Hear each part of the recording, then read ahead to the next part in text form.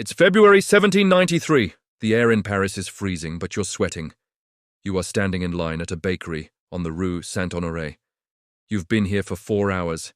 In your pocket, you're clutching a bundle of paper. Blue notes. Assignats.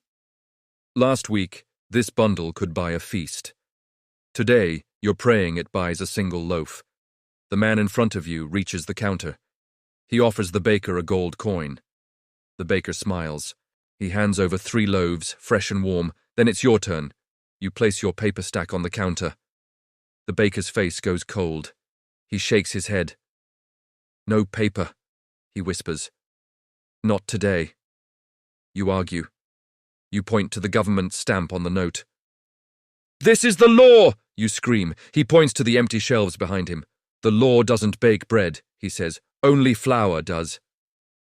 In that moment, the illusion breaks. You aren't holding wealth. You're holding a lie. We are taught that the French Revolution was about liberty, equality, and fraternity. We are told it was a political uprising against a tyrant king. That is a half-truth. The revolution didn't start with philosophy. It started with accounting. France wasn't just angry. France was broke, bankrupt, mathematically insolvent. Decades of wars and the lavish spending of the monarchy had created a debt pile that could not be paid. By 1789, the interest payments alone consumed half of the entire nation's revenue. Imagine that. Half of every tax dollar collected went just to service the debt of the past. The new revolutionary government had a problem. They had bills to pay, but the coffers were empty. They couldn't tax the people. The people were already starving. They couldn't default. That would destroy their credit.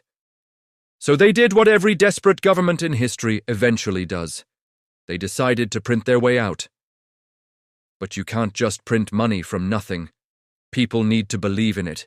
It needs backing. So they seized the land of the church, millions of acres of prime real estate, and they issued a new currency against it. The Assignat. It was supposed to be safe. It was backed by land. It was a mortgage on the nation itself. The politicians promised, swore on their lives, that they would only print a limited amount. But promises in politics have a very short shelf life. At first it worked. The new money flooded the streets, commerce picked up, debts were paid, trade flowed.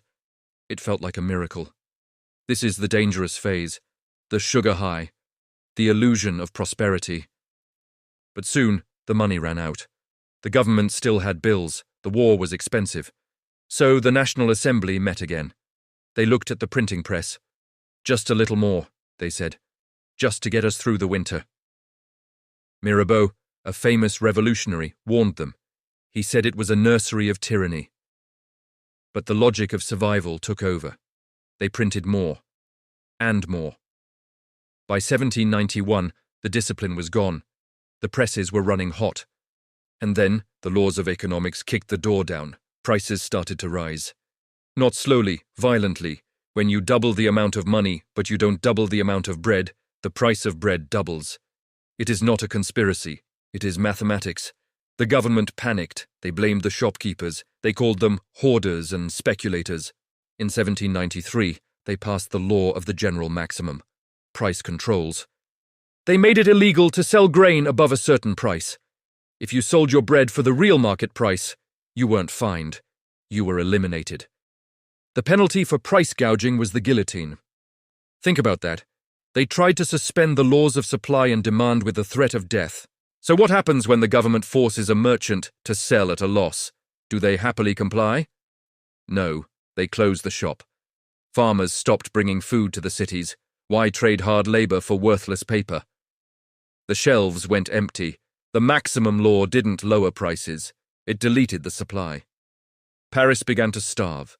Not because there was no food in France, but because there was no honest money to move it.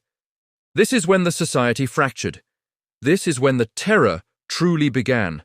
It wasn't just about politics anymore. It was about survival. Neighbors reported neighbors for hiding flour. Servants reported masters for holding gold. Gold became the enemy. If you used gold, you were betting against the revolution. Wealth was no longer something you displayed. It was something you buried in the cellar. The middle class, the savers, the pensioners, were wiped out. A lifetime of savings, stored in assignats, turned to dust in a matter of months. By 1795, the currency had lost 99% of its value.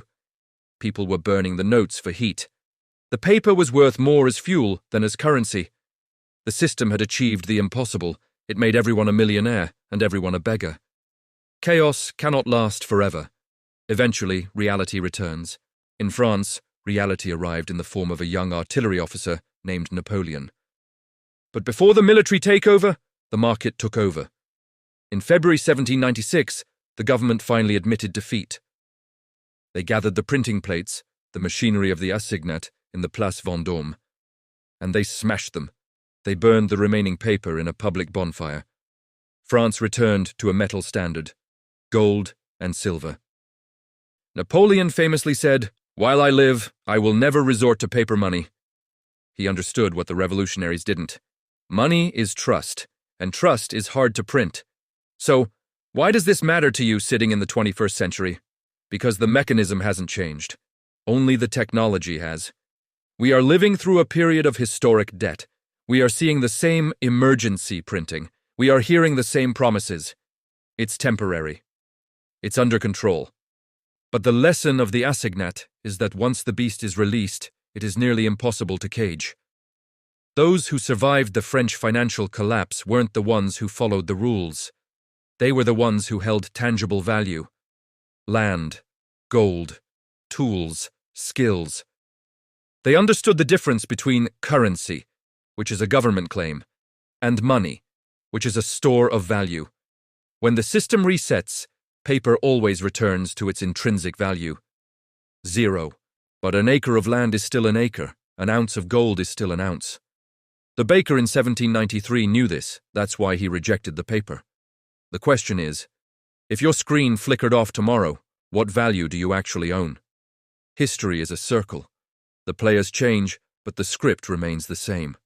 We are watching the same debt cycles, the same currency debasement, and the same social friction. The Assignat was a tragedy for millions. But for us, it is a map. I want to hear from you in the comments. Look at the world economy today. Do you think we are close to a similar reset? Or can the central banks keep the illusion going forever? Let the debate begin below. And remember, if you want to understand the future, hit subscribe. History leaves a fortune behind.